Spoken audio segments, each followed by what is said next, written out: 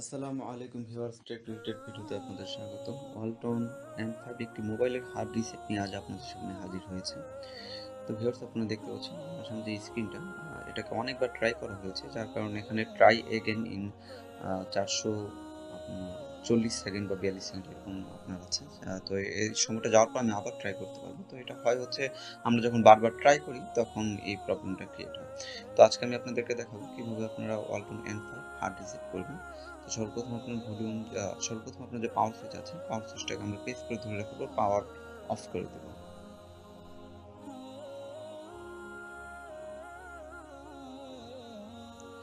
Viewers, আমি এখন পাওয়ার switch এবং ভলিউম প্লাস সুইচ দুটো একসাথে প্রেস করব।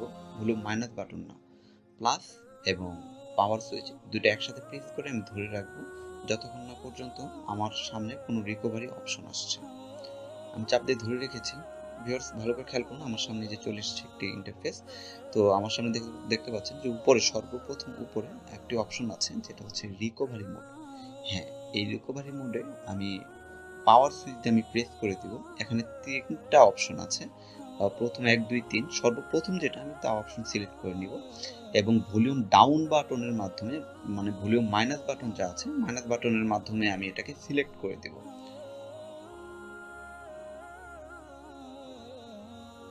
তো ভিউয়ার্স, আমার এখন প্রসেসিং এ আছে। তো এখনই আমার সামনে একটি মোড চলে আসবে। তো দেখতে পাচ্ছেন আমার সামনে একটি মোড আছে, নো কমান্ড। তো এই নো কমান্ড মোড থেকে আমি আমার যে পাওয়ার সুইচ এবং ভলিউম প্লাস সুইচ, আমি পাওয়ার সুইচটাকে ধরে রেখে পাওয়ার প্লাস সুইচের মধ্যে আমি প্রেস করে ধরবো। মানে বেশি সময় আমি নিব না, চাপ দেওয়ার সাথে পাওয়ারটা আগে, পাওয়ার চাপ দিয়ে সাথে সাথে আমি এই তো প্লাস বাটন যেটা, এটা আমি প্রেস করে ধরবো, তাহলেই আমার এই অপশনটা চলে আসবে। তো আমি এখন ভলিউম ডাউন বাটনের মাধ্যমে আমি এটাকে নিচে নিয়ে যাব।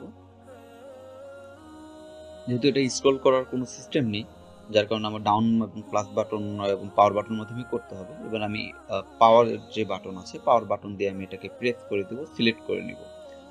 তো সিলেক্ট করার পর তো দেখতে পাচ্ছেন যে আমার এখানে একটা অপশন আছে ক্যান্সেল, আর আমি চাইলে ফ্যাক্টরি ডাটা রিসেট, একটা নিচে একটা অপশন আছে। আমি রিসেট যেহেতু করবো, তাহলে আমি ডাউন বাটন দিয়ে আমি প্রেস করে পাওয়ার যে সুইচ আছে, পাওয়ার সুইচ দিয়ে আমি আবার এটাকে সিলেক্ট করে নেব।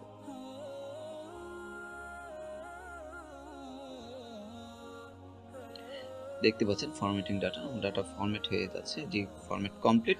দেন আমার কাজ ওকে। এখন আমি এটাকে রিবুট সিস্টেম নাও, আমি পাওয়ার যে সুইচ আছে, পাওয়ার সুইচ দিয়ে আমি এটাকে রিবুট সিস্টেম করে নিচ্ছি।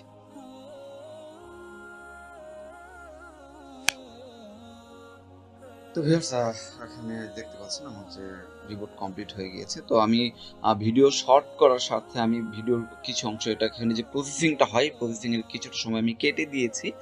কেননা এই সময়টা অনেকে বসে থাকে, বা এই সময়টা দেখার কোনো প্রয়োজন নেই, কারণ এটা প্রসেসিং হবে। এই জন্য আমি যে জায়গাটা আছে, এই জায়গাটা আমি কেটে দিয়েছি।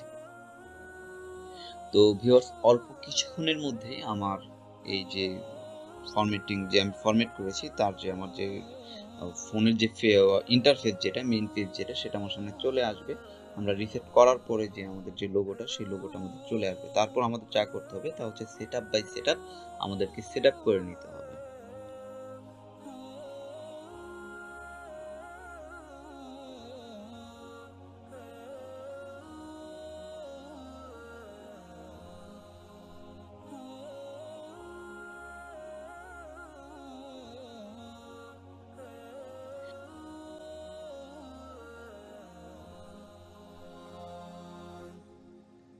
তো ভিউয়ার্স, আবারও দেখা হবে পরের নতুন কোনো ভিডিওতে। আল্লাহ রাব্বুল আলামিন আপনাদের ভালো রাখুক, সুস্থ রাখুক, এই প্রত্যাশায়। আসসালামু আলাইকুম ওয়া রাহমাতুল্লাহি ওয়া বারাকাতুহু।